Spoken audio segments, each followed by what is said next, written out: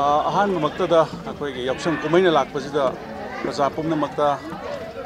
अयाके साइडतगी याफे पाउजल पिजरी यौसंग कुमै अखोई मणिपुरगिदि ख्वाइदगी चावबा कुमै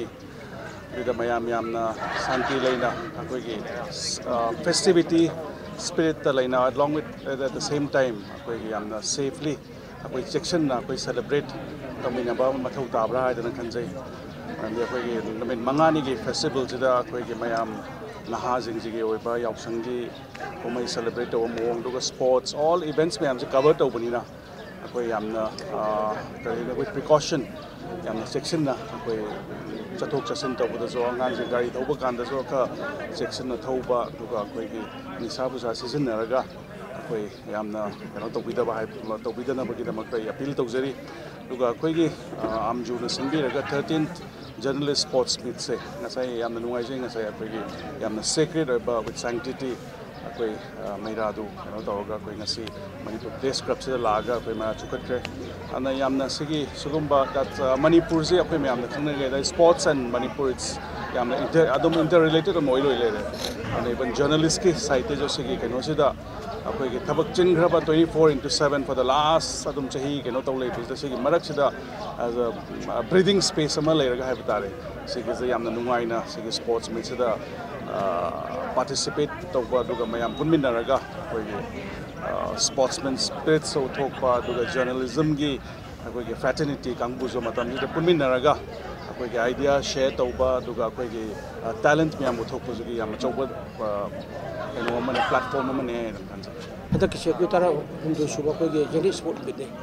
अरो बसी गे को पांदम दे को हेल्थी सोसाइटी में ओइबा मसाबु फबा को दुंबा कुनाइबो ओइबा साइ पालबी की दुने को स्पोर्ट के लम में जे को इंडिया की ओना को पावर हाउस ने मन पुराइ ने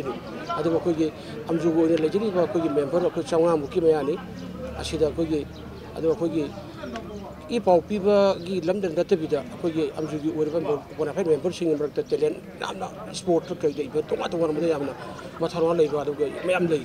अदु लोतम लेबा मे पुनम बसे को याखोनी स्पोर्ट सिदा कोना पुथो कांदा कोना अखो थमजनी सि इंडोर गिदा को बैडमिंटन अदे को टेबल टेनिस लेरी अदे आउटडोर गिदा को फुटबॉल लेरी अदे को क्रिकेट लेरी अदे वॉलीबॉल लेरी सीएस लेरी केरोम लेरी अदे को एथलेटिक्स लेरी अदु को सिदा कोई वुमेन जर्नलिस्ट की मरकतसु अबाबा कोई सागबा यावपा अरे कोई मेल कोई जर्नलिस्ट की मरकतसु कोई याम टेलेंट लेबा याम यावरी अदुगी टेलेंट कोई खुदोक्तने ऑप्शनगी निमित कोई मरी न कोई फुटी थाजबसे कोई तोवाना हेल्थी सोसाइटी में ओइनर लेनबा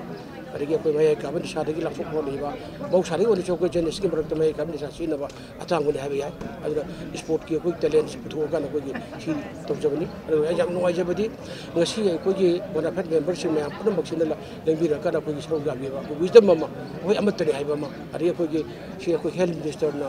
मतम तना लापीरा का कोई बांग्लादेश के मैरा लोबीदना मयाम सिबु यावना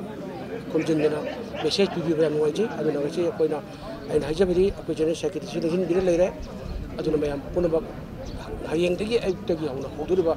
कोई एथलेटिक हाना हौदोरी वॉलीबॉल तौदोरी मथंग निमिता इंडोर की बैडमिंटन टेबल टेनिस तौदोरी मथंग दा कोई क्रिकेट अदि मथंग दा कोई फुटबॉल लोई लोबी गदबने अदि मसा मसा की ओय आहिबा कोई सानाबदुरा को उठी गदबने हाइबसी आई थमजगे अदु मैं पुनम